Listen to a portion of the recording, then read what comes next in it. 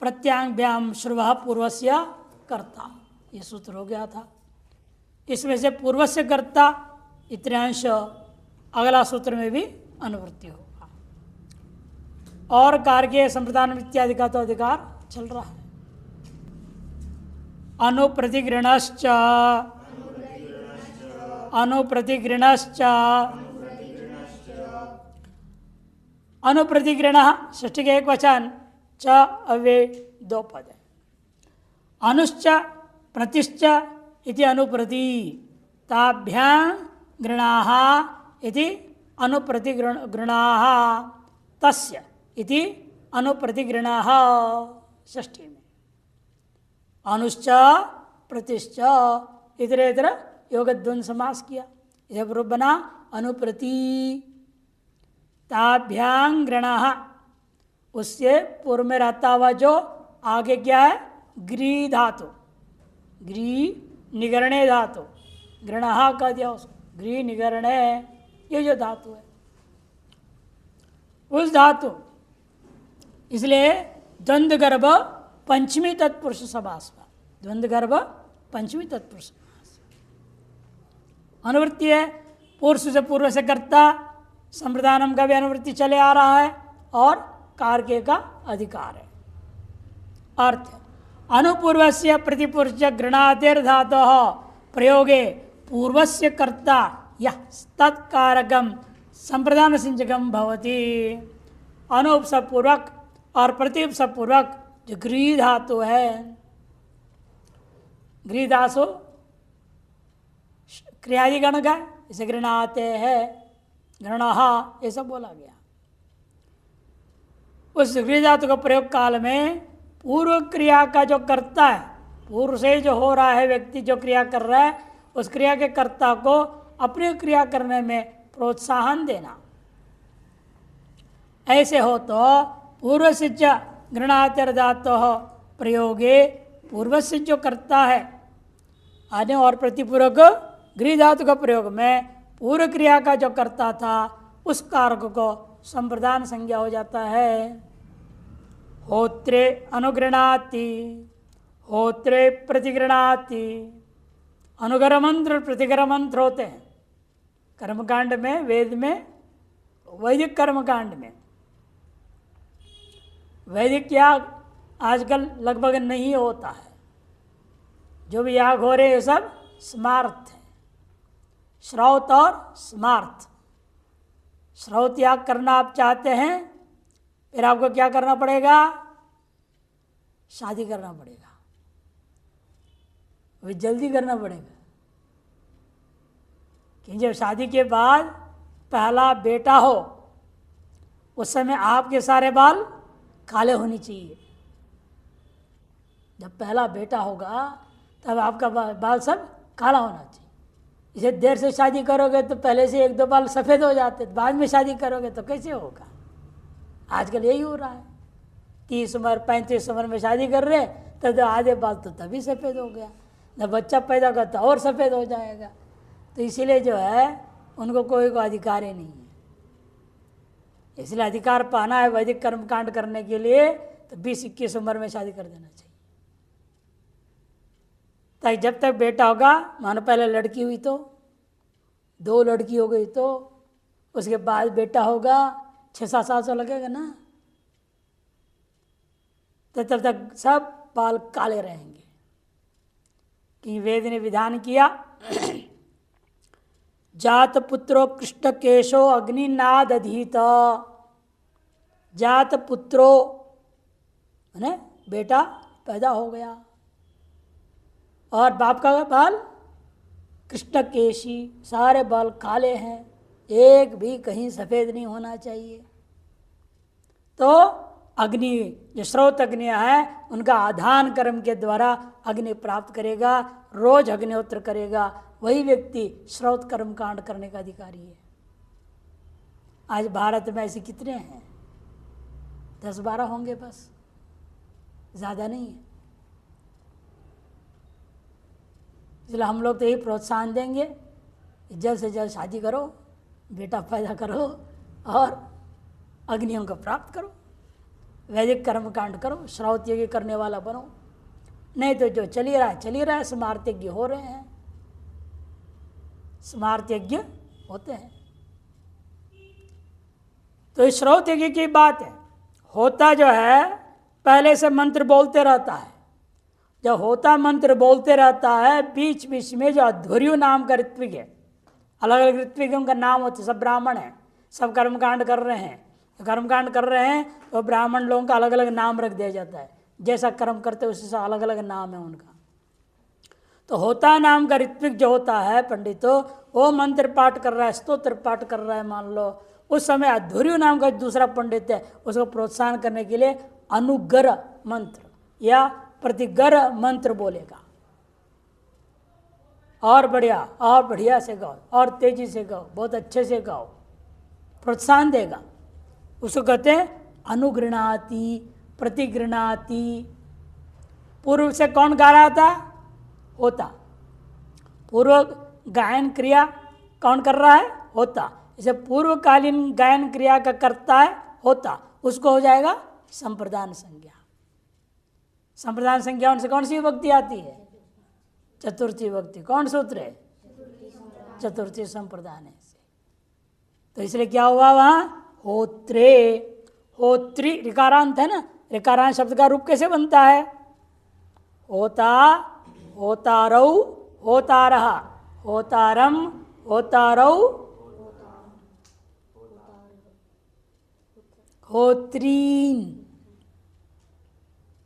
होत्रीन, होत्रा, होत्रिभ्याम, होत्रिभिः, होत्रे, चतुर्थी के एक वचन। होत्रिभ्याम, होत्रिभ्यः, होतुः, पंचमी षष्ठी एक वचन में होतुः, होत्रिभ्याम, होत्रिभ्यः, और होतुः, होत्रोः, होत्रिणाम, होतरी, होत्रोः, होत्रिषु, हे होतः, हे होतारो, हे होतारः, ये रूप चलता है। होता शब्द कौन से, होता शब्द किसके वचन चलते हैं? किसके जैसे पितृ, पितृ ऋकारांत, पिता है ना, पितृ, भ्रातृ, मातृ, ऋकारांत है, ऋकारांत के जैसे रूप चलेगा, ये सब ऋकारांत का रूप। ये हो गया। इस तरह से संप्रदान का विचार समाप्त हो गया। अब शुरू होता है इसके बाद कर्ण संज्ञा। 3 सूत्र है इसका। साधकतमं करणम, साधकतमं करणम, साधकतमं प्रथमा का एक वचनम, और करणम भी प्रथमा का एक वचनम। अनुवृत्ति है कारके का। क्रियायाः सिद्धौ यत् साधकतमं तत् कारकं करणसंज्ञकं भवति। क्रिया की सिद्धि में, कोई भी क्रिया है उसकी सिद्धि में जो साधकतम करण है, जैसे आप अभी कौन सी क्रिया कर रहे हैं? पढ़ना, अध्ययन करना। इस क्रिया के प्रति साधकतम कर्ण कौन है? पढ़ने के लिए अनेक कारण सामग्री है ना। एक तो आप खुद हो, आप ही नहीं रहे तो क्या पढ़ोगे? दूसरा पुस्तक है कि नहीं? दूसरा, तीसरा कौन है? पढ़ाने वाला मैं। चौथा टेबल वगैरह है, कलम है, ये सब क्या है? पढ़ने के साधन है। रबर भी, ये भी पढ़ने के साधन है। ये सब पढ़ने के साधन, ये सब है, लेकिन बहरा है तो सुन के पढ़ पाएगा नहीं। साधकतम कौन है? इसीलिए कान, श्रोत्र इंद्रिय। तभी गुरु के मुख से उच्चारण जो हो रहा है उसको सुन के ज्ञान प्राप्त करेगा, पढ़ेगा वो। श्रोत्र इंद्रिय इसलिए क्या है? करण है, साधकतम। ये सब साधन है, ये सब क्या है? साधन, अनेक साधन सामग्री है। उनमें से साधकतम, अतिशयन जो साधन है, विशेष जो कारण है, उसको कहते हैं करण, नाम रख दिया। क्रियाया सिद्धौ यत् साधकतमं, क्रिया की सिद्धि में जो साधकतम वस्तु है उस कारक को कर्ण संज्ञा होता है। धात्रेण लुनाति, परुषुना छिन्नति दात्रेण, मने दात्री किसको कहते हैं? दरांती। दरांती बोलते हैं, जो फसल काटते ना, घास काटते वगैरह, उसे दरांती को बोलते हैं। उसके द्वारा काटता है। काटने के काटना रूपी क्रिया में अनेक अन्य चीजें उपयोग हो रहे हैं, उसमें साधकतम कौन है? दरांती है। उस संस्कृत में कहते हैं दात्र, दात्रेण। दात्र अदंत है। दात्र क्या है? अदंत है। दात्रेण राम चलेगा, इसलिए रामेण जैसे दात्रेण। लुनाति, एवं छेदन करना है, लकड़ी काटना है, उसे क्या प्रयोग कर रहा है? परशु को प्रयोग करता है। परशुना छिन्नति, परशु ने कुल्हाड़ी, कुल्हाड़ी से वो काटता है, दो भाग कर देता है लकड़ी को। छिदिर द्वैधी भाव है। छिदिर धातु है द्वैधी भाव, उन्हें दो भाग टुकड़ा कर देना। से परशु के द्वारा लकड़ी आदि को दो भाग कर रहा है, दो टुकड़ा कर रहा है। यहाँ पर परशु अतिशय सा अन्य भी साधन है ना। परशु कैसे चलेगा? हाथ के बिना चलेगा? अपने आप नहीं चलेगा, इसलिए हाथ भी साधन हो गया। तो अनेक साधनों में से अतिशय साधन कौन है? वहाँ कुठार, कुल्हाड़ी। इसलिए कुल्हाड़ी को कर्ण संज्ञा कर दिया, तृतीय विभक्ति हो गई। कर्तृकर्णयोस तृतीया। साधकतम की अनुवृत्ति आगे दो सूत्रों में जाएगा, 44 तक। दिवः कर्म च, दिवः कर्म च, दिवः षष्ठी के एक वचन, कर्म प्रतिमा के वचन, च अव्यय, तीन पद है। साधकतम और कारके, साधकतम का अनुवृत्ति है और कारके का अधिकार है। अर्थ दिव धातु साधक यद कारकं तत्कर्म संज्ञम भवति। दिव धातु का योग में जो साधकतम कारक है उसे क्या संज्ञा हो जाएगा? अब कर्म संज्ञा। आ कड़ारा देखा संज्ञा के अनुसार क्या होता? एक कर्म संज्ञा कर्ण संज्ञा को बाध देता। लेकिन हमें वो भी करना इष्ट है, इसलिए पाणिनि ने क्या कहा? च, मैंने च का मतलब वो भी हो और वह भी हो। वह मैंने कौन? पुरुष जो किया अपने साधकतम का क्या संज्ञा किए थे? कर्ण संज्ञा किए थे, मैंने वो भी हो, कर्म संज्ञा भी हो और कर्ण संज्ञा भी हो कह दिया। यदि च न कहते तो कर्ण संज्ञा नहीं होता, केवल कर्म संज्ञा रह जाता, कर्ण संज्ञा को हम बाध देते। आ कड़ारा देखा संज्ञा के अनुसार। अतएव कर्म संज्ञा कर्ण से दोनों हो रहा है। देखिए प्रयोग से दृष्टांत से स्पष्ट होगा। पहले आगे लिख दिया चकारात कर्ण संजंच, चकार की वजह से कर्ण संज्ञा भी होगी। उदाहरण है अक्षान दिव्यति, अक्षैर दिव्यति। अक्षान दिव्यति द्वितीया का बहुवचन और अक्षैर दिव्यति तृतीया का बहुवचन। कर्ण संज्ञा होने से तृतीय बहुवचन हुआ, कर्म संज्ञा होने से द्वितीय वचन। कर्मणि द्वितीया और कर्तृकर्णी तृतीया भी अभी पढ़ा आपने। अक्ष किसको बोलते हैं? अक्ष किसको बोलते हैं? आपने सुना होगा और देखा भी होगा, खेला भी होगा, ये मालूम नहीं नाम से। खेला है कभी? पासा खेलते नहीं, यूं कर पासा करते फेंकते हैं। लूडो उसे भी ऐसे डालते हैं, कुट कुट करके फेंकते हैं और गिनते हैं, उसके अनुसार वो चलाते हैं। वैसे पहले जब दूसरे ढंग से होता था, लंबा 4 भाग होता था, लंबा चौड़ा होता था, और यूँ करके 2 ही होता था, उसे फेंकते थे। 6, 4, 3, 1 संख्या होती थी, उस गिना उसके हिसाब से चलाना। काला रंग, लाल रंग, हरा रंग, सफ़ेद रंग, 4 रंग के अलग अलग गोटियाँ होती थी, उसको चलाया जाता था। वो जो फेंकते हैं ना, इसका नाम हिंदी में पासा, पासा फेंकना। पासे को संस्कृत में क्या बोलते हैं? अक्ष। अक्षान दिव्यति, पासों से खेलता है। दिव्यधातु क्या है? खेलना अर्थ में, पासा फेंक करके खेलता है, पासों के द्वारा खेलता है, यह अर्थ होगा। परिक्रेणे संप्रदानम मन्यतरस्याम, परिक्रेणे संप्रदानम मन्यतरस्याम। परिक्रेणे सप्तमी के एक वचन, संप्रदानम प्रथमा के एक वचन, अन्यतरस्याम विभक्ति प्रतिरूपक अव्यय है। क्या है? अव्यय है। कैसा अव्यय है? उसका नाम अन्वय भी अव्यय भी अनेक प्रकार के होते हैं। इसका नाम विभक्ति प्रतिरूपक अव्यय,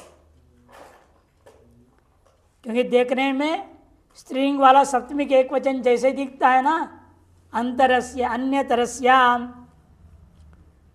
स्त्रीलिंग में क्या होता है? सर्वस्याम, रमायाम, ऐसा होता है कि नहीं होता है? वैसे दिख रहा है ये, देखने में सप्तमी के एक वचन जा स्त्रीलिंग वाला रूप के समान दिख रहा है, किंतु वो अव्यय है।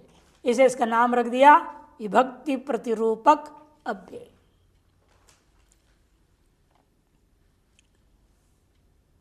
साधकतमम की अनुवृत्ति है, कार्य का अधिकार चल रहा है। परिक्रेणे नियत कालम वेतनादिना स्वीकरणे साधकतम यदगार्गम तत्संप्रदान संजकम भवति विकल्पेन पक्षे यथा प्राप्त कर्ण संज्ञा भवति। पहले परिक्रेण को समझो। परिक्रेण का अर्थ होता है परिता क्रयणम, बढ़िया ढंग से खरीद लेना। बढ़िया ढंग से खरीदना कैसे होगा? अरे खरीदना तो खरीदना है, उसे बढ़िया ढंग से खरीदना का तात्पर्य समझना पड़ता है। यहाँ शब्दार्थ महत्वपूर्ण नहीं है। यह मामला ऐसा है, किसी ने मान लो आपसे उधार लिया। उधार समझते? उधार पैसा लेना, सामान लेना होता है।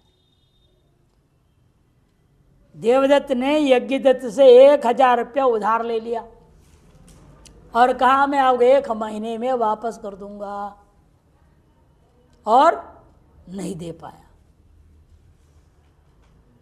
उधार चुकाया नहीं, तब यज्ञदत्त क्या बोलेगा?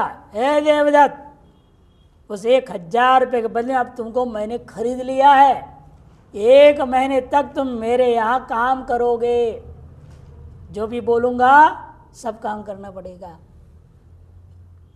नौकर बना लिया जबरदस्ती, उसको कहते हैं परिक्रयणम। इसका नाम है परिक्रयण। अब 1000 रुपये चुकाते चुकाते उसकी जिंदगी भी कट जाती। कई लोग ब्याज पर ब्याज, ब्याज पर ब्याज जोड़ते रहेगा। वो ओके 1 महीना हो गया साहब, 1000 रुपये पूरा हो गया। अरे 1000 रुपये पूरा कैसे हो जाएगा? उस पर 200 रुपये तो कर्जा चढ़ गया, तुम्हारा ब्याज पड़ गया। अच्छा, इसलिए और 15 दिन काम करना पड़ेगा। 15 दिन काम करने लगेगा तो उसे और 100 रुपये और ब्याज चढ़ गया, और 10 दिन काम करो। ऐसे करते करते खींच देते हैं, पूरा रगड़ देते हैं, पूरी काम लेते हैं, हिसाब लेते हैं। उसका नाम परिक्रयण करना। उधार के बदले में काम लेने के लिए नौकर बना लेना, उसका नाम है परिक्रयणम। वो अर्थ गम्यमान हो तो संप्रदान संज्ञा विकल्प से हो जाएगा। एक बार कर्ण संज्ञा, एक बार संप्रदान संज्ञा। नियत काल वो भी बता रहे ना, बदले में नियत काल तय कर लिए, 1 महीने तुम हमारे काम करोगे तो पैसा चुकता हो जाएगा। नियत कालम वेतनादिना स्वीकरणे साधकतम यद कारकम, साधकम जो कारक होता है सो प्राप्त कर्ण संज्ञा के साथ में संप्रदान संज्ञा भी विकल्प से हो जाएगा। दृष्टांत देखिए, शताय परिकृतो अनुब्रूहि, शतेन परिकृतो अनुब्रूहि। तू तो 100 रुपये से खरीदा हुआ है, बोल चुपचाप काम करेगा कि नहीं करेगा? डांट के बोल रहा, अनुब्रूहि बोल, चल झाड़ू मार, ये 100 रुपये से मैंने तुमको खरीद लिया है। शतेन परिकृतो अनुब्रूहि, ये दृष्टांत है। इसे तृतीया चतुर्थी दोनों हो गया। शताय शतेन, संप्रदान संज्ञा हुआ तो शताय, नहीं तो शतेन। इसे कर्ण संज्ञा का विचार समाप्त होता है। आधारो अधिकरणम, आधारो अधिकरणम, आधार है प्रथमा के एक वचन, अधिकरणम भी प्रथमा के एक वचन, दो ही पद है।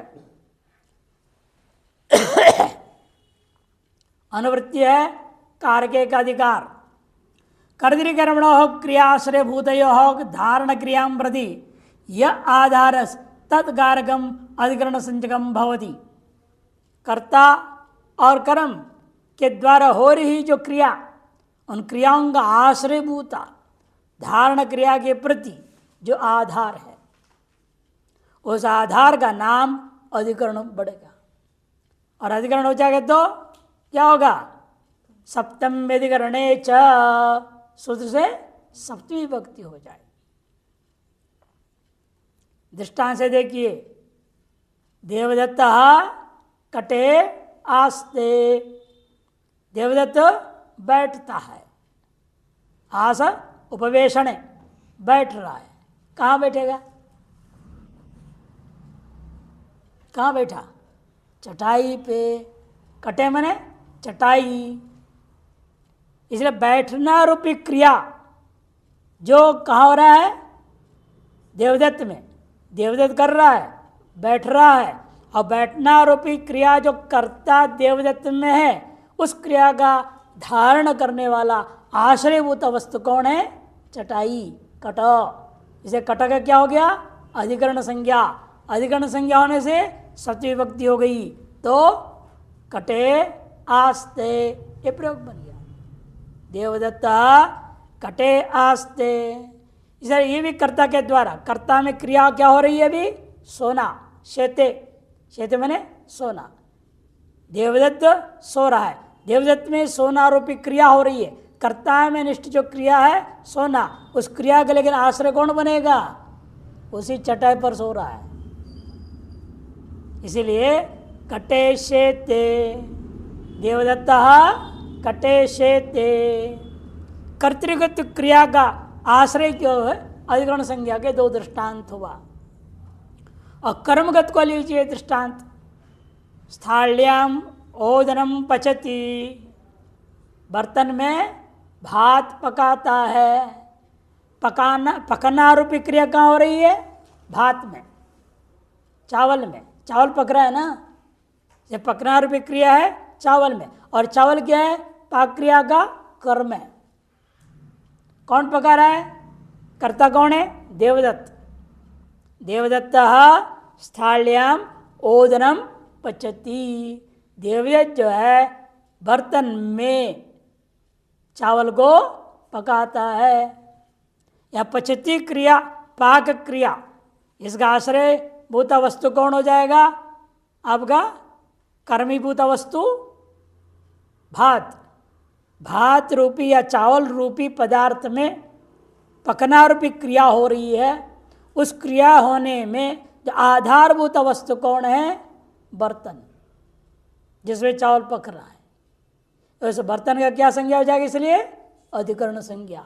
तो सप्तमी विभक्ति आई। स्थाल्याम पचती, देवदत्त स्थाल्याम ओदनम पचती, यह पूरा वाक्य बन जाता है।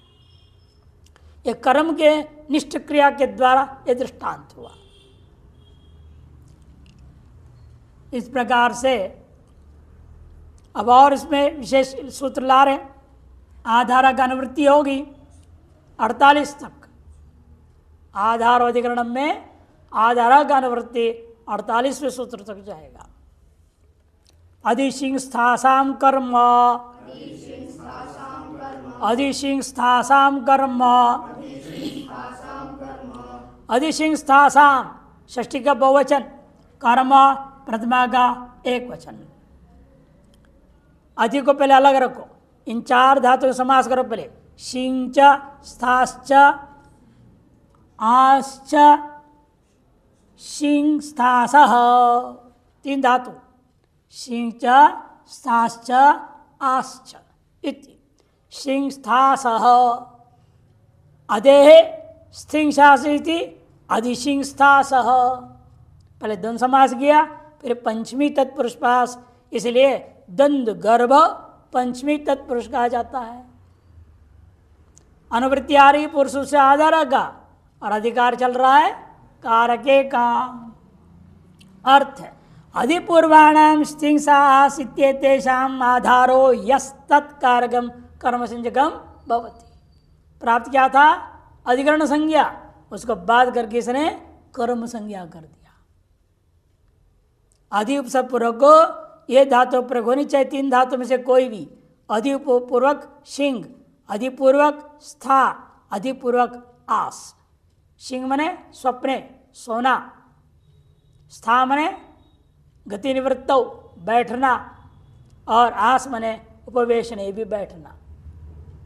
ये तीन धातु से कोई भी धातु हो और अधिपसर्ग पूर्वक हो, उसके योग में जो प्राप्त था अधिकरण संज्ञा के लिए योग्य आधार, उसका कर्म संज्ञा कर दिया। उदाहरण देखिए, ग्रामम अधिशेते, ग्रामम अधिशेते, ग्राम में सोता है, ग्राम में सोता है। कौन सोता है? देवदत्ता आदि कोई भी।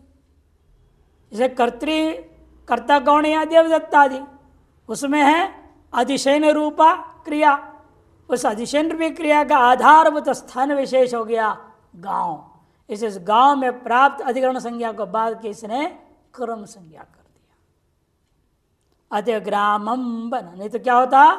ग्रामे अधिशेत्य हो जाता, अनिष्ट है। अधिपसर्ग पूर्वक शिंग धातु के योग में सप्तमी करना इष्ट नहीं है, इसे पाणिनि जी ने वह कर्म संज्ञा कर दी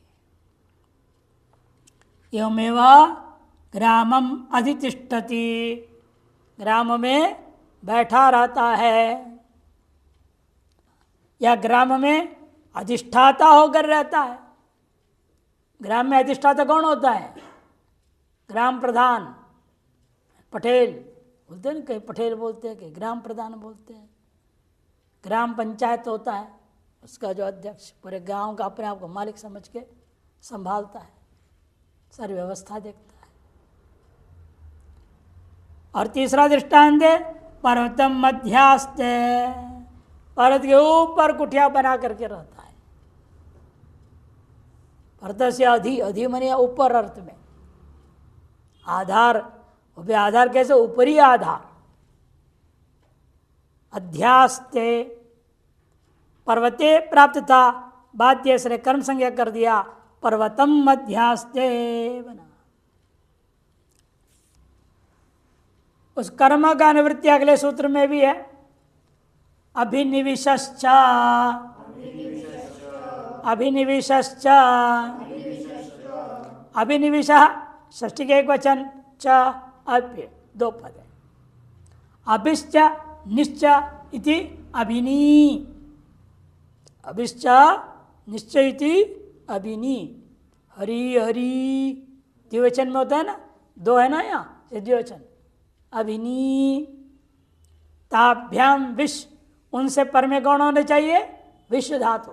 विश्व धातु क्या अर्थ है? विष प्रवेशणे, प्रवेश करना, अंदर आना, प्रवेश होता ही है, प्रवेश विश्व धातु का। तो तस्य इति द्वंद्व गर्भ पंचमी तत्पुरुष समास है। कर्म, आधार और कार्य, कर्म और आधार का अनुवृत्ति, कार्य का अधिकार है। अर्थ बता रहे, अभिनि पूर्वस्य विशते आधारो यस्तत्कारकम अपि कर्म संयम भवति। अभी और नीव सब पूरक जो विषय धातु, इन्हें दो अलग अलग नहीं रहेगा, अभी भी और नी एक साथ रहेगा। अभिविश निविश ऐसा प्रयोग नहीं करने का।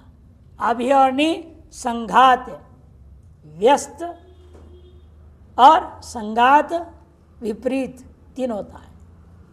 व्याकरण में तीनों प्रकार के कई जगह आते हैं। व्यस्त माने अकेला अकेला, अभी विष नी विष ऐसे प्रयोग करने का नाम व्यस्त प्रयोग करना, वो यहाँ इष्ट नहीं है। और विपरीत प्रयोग क्या है?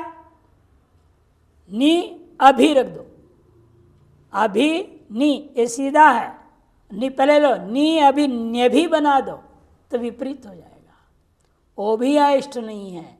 किंतु इष्ट क्या है? जैसे सुन रहे हो वैसी, अभी नी पूर्वक विष धातु, व्यस्त और विपरीत यहाँ इष्ट नहीं, किंतु संघात, संघात माने जैसे देख रहे हो, जैसे पढ़ने लिखा है वैसे के वैसे रखना, उसको संघात कहते हैं।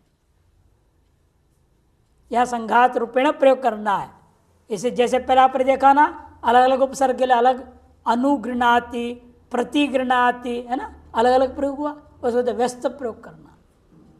वैसे यानी अभिविष निविष अलग अलग प्रयोग नहीं कर सकते, एक साथ ही प्रयोग करना है। देखिए दृष्टांत और स्पष्ट हो जाएगा। ग्रामम अभिनिविशते, ग्रामम अभिनिविशते,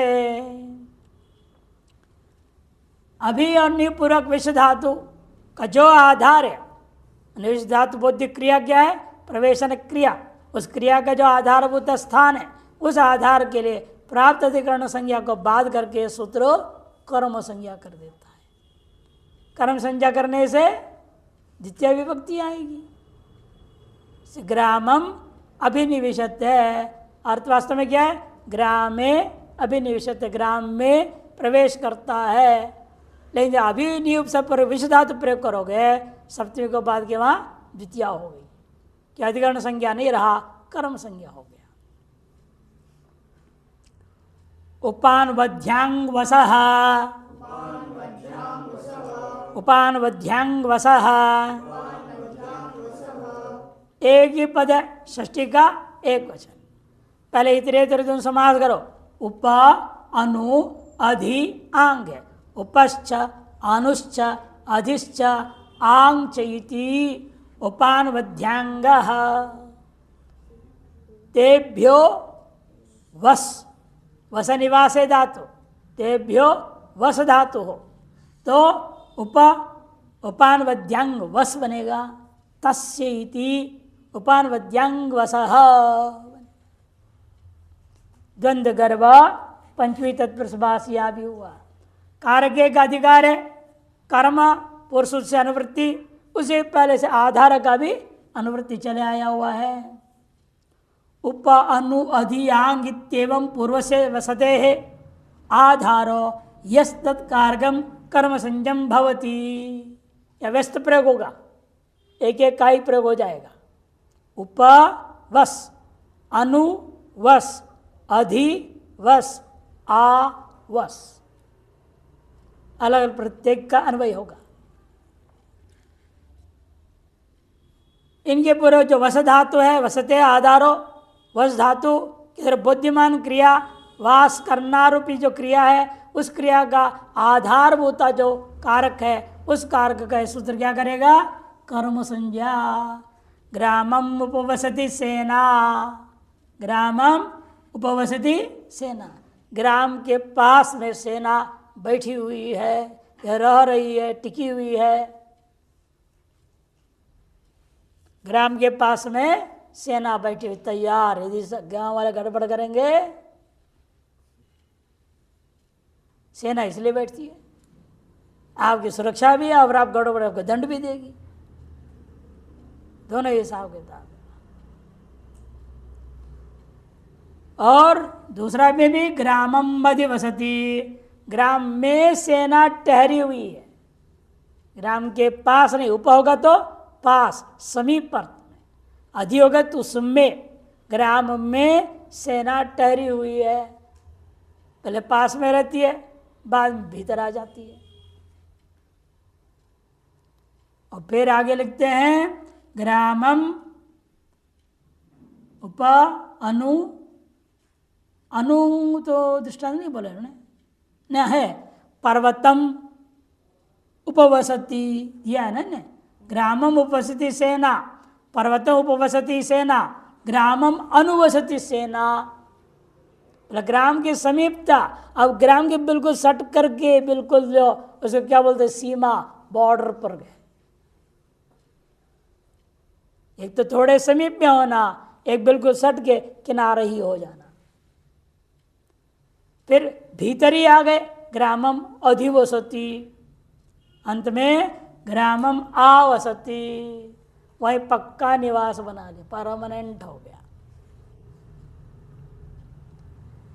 इसीलिए कथाकार लोग दूसरे दृष्टांत देते हैं। एक आदमी आए, अतिथि बन गए और कहे भाई हमको आज रात ठहरने दो, ठीक है यहीं वरांडे में सो जाओ।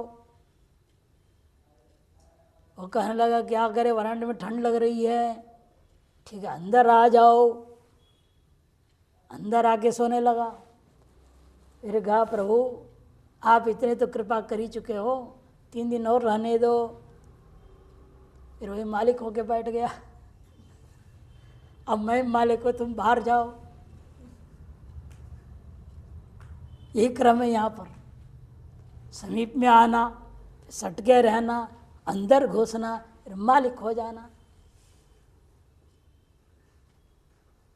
उप अनु अधि आंग वसति। कर्त अब हो गया समाप्त, आधार को लेकर के अधिकरण संज्ञा तत्संबंधी विचार पूरा हो गया। अब कर्म संज्ञा आरंभ होता है। कर्तुरीप्सितमं कर्म, कर्तुरीप्सितमं कर्म, कर्तु षष्ठी का एक वचन, ईप्सितमं प्रथमा का एक वचन, कर्म प्रथमा का एक वचन। तो कर्तु बनाना षष्ठी का एक वचन ऋकारांत, कर्तु पितु मातु, ऋकारांतों में पंचमी और षष्ठी का रूप ऐसे बनता है। कर्तु प्रथम षष्ठी का एक वचन। ईप्सितमं, अभी पहले बताया भी था ना क्या क्या होता है, ईप्सित, ईप्सितम और अनीप्सित। पहले ईप्सित आया था, ईप्सितम आया, अगला इस सूत्र में आ रहा है अनीप्सितम, अगले सूत्र में अनीप्सितम आ रहा है। ईप्सितम माने प्राप्त करने के लिए इच्छितम, जो इच्छित वस्तु जहाँ प्राप्त करना चाहते हैं उसको कहते हैं ईप्सित। और नहीं प्राप्त करना चाहते हैं उसका नाम अनीप्सित। और तीसरा कौन है, ईप्सितम, अतिशयेन प्राप्त करना चाहते हैं। जैसे हम कहा करते हैं भाई आप लोगों के अंदर कितनी कामनाएं हैं कैसे पता चलेगा, आप लिखिए सवेरे से रात तक मन में क्या क्या इच्छा होती है, ये खरीदना है मुझे, ये नहीं मुझे चाहिए, वो मुझे चाहिए, वो मुझे चाहिए। जब जब आएगा लिखते जाना लिखते जाना। फिर शाम को बैठ के देखना इनमें से कौन सी जरूरी है और कौन सा जरूरी नहीं है, टिक मार करो। तब क्या हो जाएगा, 2 भाग बन गया, ये ईप्सित है, ईप्सितम है। ये जरूरी है, लेना ही लेना है मैंने, है ना, घड़ी लेना ही लेना है, कार लेना ही लेना है। ऐसे करोगे तो क्या हो जाएगा, वो ईप्सितम। लेंगे तो होगा, नहीं होगा तो नहीं, कोई बात नहीं, उसको कहते हैं ईप्सित। काम्य पदार्थों में 2 होता है, और जो बिल्कुल नहीं चाहते वो तो अनिप्सित कोटि में चला जाएगा। ये चाहते ही नहीं, यदि आप फालतू मन में आएगा कैंसल, वो अनिप्सित कहा जाता है। अब 2 आ रहे यहाँ, पहले एक आ चुका ईप्सित, अब ईप्सितम आ गया। कर्तु क्रिया यद आप तुम इष्टतम, देखो कर्ता के द्वारा, कर्ता से ने क्या किया, अपनी ही क्रिया के द्वारा जो प्राप्त करने के लिए इष्टतम पदार्थ है उस पदार्थ, उस कारक को कर्म संज्ञा हो पाणिनि कहता है। उदाहरण है देवदत्त कटं करोति, देवदत्त कटं करोति, देवदत्त जो है कटं करोति, चटाई बनाता है। क्या क्या क्रिया हो रही है, बनाना, करोति अर्थ है बनाने अर्थ में है। चटाई को बुनना पड़ता है ना, बनाना पड़ता है। तो बनाना रूपी जो क्रिया है उस क्रिया का कर्ता कौन है, देवदत्त। देवदत्त स्व में निष्ठ क्रिया क्या है? बनाना रूपी क्रिया के द्वारा प्राप्त करने इष्टतम वस्तु क्या है? चटाई। इसे से कट का कर्म संज्ञा हो गया, चटाई का कर्म संज्ञा हो गया। देवदत्त कटम करोति, देवदत्त ग्रामम गच्छति। कर्ता कौन है यहाँ? देवदत्त। उसे कौन सी क्रिया हो रही है? गच्छति, गमन क्रिया। उस गमन क्रिया के द्वारा देवदत्त क्या प्राप्त करना चाहता है? गांव को प्राप्त करना चाहता है। ये देवदत्त कर्ता उसमें रहने वाली जो गमन रूपी क्रिया, उस क्रिया के द्वारा प्राप्त करने के लिए अत्यंत इच्छित, अतिशय इच्छित वस्तु है गांव। इसलिए ग्रामम व कर्म संज्ञा होकर के द्वितीया कर्मणि द्वितीया एक वचन में ग्रामम बन गया। देवदत्त ग्रामम गच्छति, ये बनता है। यहां से कर्म की अनुवृत्ति 53 तक जाएगा, 53 तक जाता है कर्म का अनुवृत्ति।